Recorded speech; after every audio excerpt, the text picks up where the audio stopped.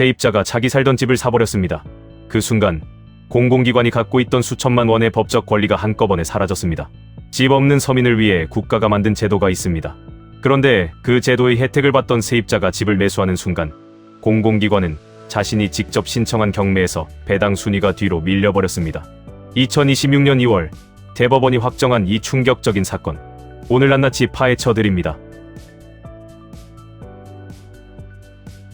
오늘 이야기에는 4명의 주인공이 등장합니다. 먼저 집주인 A씨, 부산에 집 한 채를 가진 분입니다. 세입자 B씨, 소득이 낮아 내 집 마련이 어려운 무주택자입니다. LH공사, 한국토지주택공사, 국가 재원으로 B씨 같은 분들에게 집을 빌려주는 공기업입니다. 마지막으로 주금공, 한국주택금융공사, 나중에 이 집의 담보권을 가지게 되는 금융기관입니다. 이제 시간 순서대로 정리해드리겠습니다. 2012년 1월 LH공사는 A씨 소유의 집을 빌립니다. 그리고 그 집을 B씨에게 다시 빌려줍니다.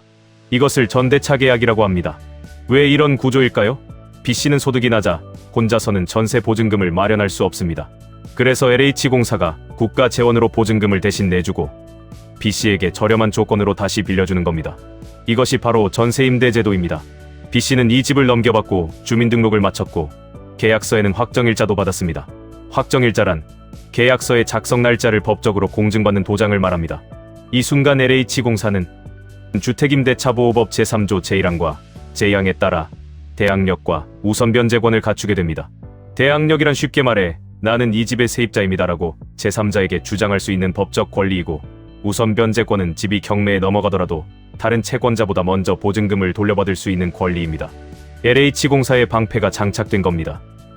5년이 흐른 2017년 11월, 여기서 예상 못한 반전이 일어납니다. 집주인 A씨가 세입자 B씨에게 이 집을 판 겁니다. B씨는 자신이 새들어 살던 바로 그 집의 주인이 됩니다. 2017년 12월 8일, B씨 앞으로 소유권 이전 등기가 완료됩니다. 그런데 바로 그 같은 날, 은행이 이 집의 근저당권 설정 등기를 마칩니다. 근저당권이란 대출금을 갚지 못하면 집을 경매에 넘겨 우선 변제를 받을 수 있는 담보 권리입니다. 여기서 핵심적인 질문이 하나 생깁니다. B씨가 세입자에서 집주인이 된 이 순간 LH공사의 방패, 대항력은 어떻게 될까요? 이야기를 좀 더 진행해 보겠습니다. 2020년 LH공사는 B씨에게 계약 해지를 통보하고 보증금 반환을 요구합니다. 집에는 가압류도 신청했습니다. 가압류란 재판 결과가 나오기 전에 재산을 미리 묶어두는 법적 조치입니다. 소송 끝에 LH공사는 B씨로부터 4,750만 원을 돌려받을 권리가 있다는 확정 판결을 받습니다. 2021년 LH공사가 직접 강제 경매를 신청합니다. 집은 제3자에게 팔렸고 이제 그 매각 대금을 누구에게 얼마나 줄지 순서를 정해야 했습니다. 그런데 여기서 아이러니한 일이 벌어집니다. 은행의 근저당권은 이후 주금공이 넘겨받았는데 이 주금공이 배당 순위에서 LH공사의 앞자리를 차지해버린 겁니다. LH공사가 직접 신청한 경매인데 정작 자기가 뒤로 밀려난 거죠. 그렇다면 왜 이런 일이 생겼을까요? 경매에서는 대항력과 우선변제권을 갖춘 임차인이 근저당권자보다 먼저 돈을 받을 수 있습니다. LH공사 대항력이 2012년에 갖춰진 것이고 근저당이 2017년에 설정된 것이니 원래대로라면 LH공사가 먼저입니다. 그래서 법원이 처음 작성한 배당표에서는 LH공사가 주금공보다 앞이었습니다. 하지만 주금공은 이렇게 주장했습니다. B씨가 집을 매수해서 소유자가 된 순간 LH공사의 대항력은 사라졌습니다. B씨의 주민등록은 이제 집주인의 등록이지 세입자의 등록이 아닙니다. 제3자가 이 주민등록만 보고 임차권이 있다는 것을 어떻게 알겠습니까? 우리가 LH공사보다 배당 순위에서 앞서야 합니다. LH공사도 물러서지 않았습니다. 우리는 2012년부터 대항력을 갖추고 있었습니다. 저소득층을 돕는 공익기관입니다. B씨가 집을 샀다는 우연한 사정 하나 때문에 수천만 원의 보증금을 날려야 합니까? 이것은 주택임대차보호법의 취지에 정면으로 반합니다. 여러분이 판사라면 누구 손을 들어주시겠습니까? 이 사건의 핵심 쟁점은 딱 하나입니다. 세입자 B씨가 집을 매수해 소유자가 된 이후에도 LH공사의 대항력과 우선변제권은 유지되는가? 여기서 두 가지 법 조항을 알아야 합니다. 첫째, 주택임대차보호법 제3조 제1항. 세입자가 집을 넘겨받고 주민등록을 마치면 다음 날부터 제3자에게 나는 이 집 세입자입니다라고 주장할 수 있는 권리, 즉 대항력을 부여하는 조항입니다. 둘째, 주택임대차보호법 제3조 제2항. 원래 법인은 대항력을 인정받지 못합니다. 그런데 이 조항은 예외를 두고 있습니다. 국가 재원으로 저소득층에게 전세집을 지원하는 공익법인, 바로 LH공사 같은 기관은 특별히 대항력과 우선변제권을 인정해주는 것입니다. 이 조항은 2007년에 신설되었습니다. 원심, 즉 항소심은 죽음공의 손을 들어줬습니다. LH공사의 대항력이 소멸했다고 판단한 것이죠. LH공사는 포기하지 않고 대법원까지 싸우러 갔습니다. 2026년 2월 26일 대법원 제2부는 판결을 내렸습니다. 상고 기각. LH공사 대항력과 우선 변제권은 소멸했습니다. 관여 대법관 사인 전원 일치 의견이었습니다. B씨가 소유권 이전 등기를 마친 날 2017년 12월 8일부터 LH공사는 대항력을 잃었다고 확정했습니다. 그 결과 배당표가 뒤바뀌면서 LH공사는 원래 받을 수 있었던 배당금 중 2,557만 원을 받지 못하게 됐습니다. 죽음공에게 순위가 밀렸기 때문입니다. 대법원은 왜 LH공사가 졌다고 판단했을까요? 핵심 논리를 세 가지로 정리해드리겠습니다. 이유 첫째, 임차권 신호등이 고장났습니다. 주민등록은 단순히 이 사람이 여기 산다는 사실만 알려주는 것이 아닙니다. 주택임대차보호법에서 주민등록이 대항력의 요건이 되는 이유는 그것이 일종의 신호등 역할을 하기 때문입니다. 이 집에 세입자가 있으니 조심하세요라고 제3자에게 알려주는 신호인 거죠. 새로 담보를 설정하거나 집을 사려는 사람이 이 신호를 보고 임차인의 존재를 파악할 수 있어야 합니다. 그런데 B씨가 집주인이 된 뒤에는 어떻습니까?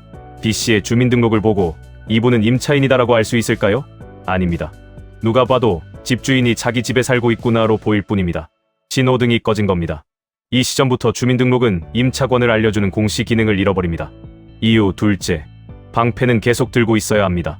한 번 만들었다고 끝이 아닙니다. 대항력을 한 번 취득했다고 해서 영구히 보장되는 것이 아닙니다. 주민등록이라는 대항 요건은 처음 취득할 때만 필요한 게 아니라 대항력을 유지하는 동안 계속 존속해야 합니다. 방패를 내려놓으면 방패가 사라지는 것과 같습니다. 주민등록이 임차권의 공시 기능을 잃는 순간 대항력도 함께 소멸합니다. 대법원은 판결문에서 같은 취지의 선례들을 인용하며 이 원칙을 재확인했습니다. 이유 셋째, 억울하다면 법을 고쳐야 합니다. 법원이 해석으로 해결할 일이 아닙니다. 사실 대법원도 LH공사의 딜레마를 충분히 인식했습니다. B씨가 집을 샀다는 우연한 사정 때문에 국민 세금으로 조성된 주택도시기금이 손해를 볼 수 있다는 점, 저소득층 지원이라는 공익사업이 흔들릴 수 있다는 점을 판결문에서 직접 언급했습니다. 하지만 대법원은 분명하게 선을 그었습니다. 그것은 입법적으로 해결해야 할 문제라고. 주택임대차보호법 제3조 제2항의 공익적 목적을 이유로 제3조 제1항이 규정하는 대항력 요건 자체를 넓게 해석하는 것은 법 해석의 한계를 벗어난다는 것입니다. 참고로 이 제3조 제2항은 2007년에 신설된 조항입니다. 당시 입법자들은 입주자가 나중에 그 집을 매수하는 경우까지는 예상하지 못했던 것으로 보입니다. 바로 이 지점이 입법에 빈틈이 생긴 것입니다. 판결이 일반 시청자 여러분의 생활에 주는 교훈은 무엇일까요? 세 가지 포인트로 정리해드리겠습니다. 포인트 1, LH, 전세임대주택 입주자라면 꼭 기억하세요. 만약 여러분이 LH공사의 전세임대주택에 살고 있고 그 집을 매수할 기회가 생겼다면 이 판결을 꼭 떠올리세요. 여러분이 집을 사는 순간 LH공사의 임대차 법적 지위가 달라질 수 있습니다. 이는 LH공사가 보증금을 돌려받는 과정에서 예기치 않은 분쟁으로 이어질 수 있으니 반드시 사전에 LH공사 측과 명확히 협의하시기 바랍니다. 포인트 2, 담보권이 설정된 집을 거래할 때는 꼼꼼히 확인하세요. 집을 담보로 대출을 받거나 근저당권이 설정되어 있는 집을 살 때는 등기부등본과 현재 거주자의 주민등록 상태를 반드시 확인하세요. 주민등록이 되어 있는 거주자가 소유자인지 임차인인지를 구분하는 것이 핵심입니다. 이 사건의 은행은 B씨가 소유자가 된 바로 당일에 담보권을 설정했기 때문에 안전하게 권리를 취득할 수 있었습니다. 포인트 3, 대항력은 유지가 핵심입니다. 임차인으로서 대항력을 갖추셨다면 반드시 주민등록을 해당 주소지에서 유지하세요. 잠깐이라도 전출하거나 주소를 바꾸면 대항력을 잃을 수 있습니다. 처음 한번 갖춰두었다고 영구히 보장되는 것이 아니라는 점, 오늘 이 판결이 분명히 보여주고 있습니다. 이 내용은 해당 판결의 경향을 참고하는 것이며 개인 상황에 따라 결과가 다를 수 있습니다. 구체적인 사안에 대해서는 반드시 법률 전문가와 상담하시기 바랍니다. 오늘 판결이 던지는 메시지는 분명합니다. 대항력은 한번 가졌다고 끝나는 게 아닙니다. 상황이 바뀌면 권리도 바뀝니다.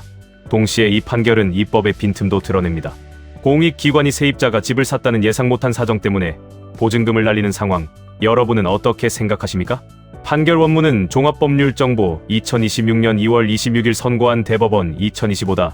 21만 305배당 2일 사건 판결을 참고하시기 바랍니다. 오늘의 판례 이야기가 유익하셨다면 여러분의 구독과 좋아요가 영상을 만드는 가장 큰 힘이 됩니다. 다음 시간에도 세상을 움직이는 유익한 판례로 돌아오겠습니다.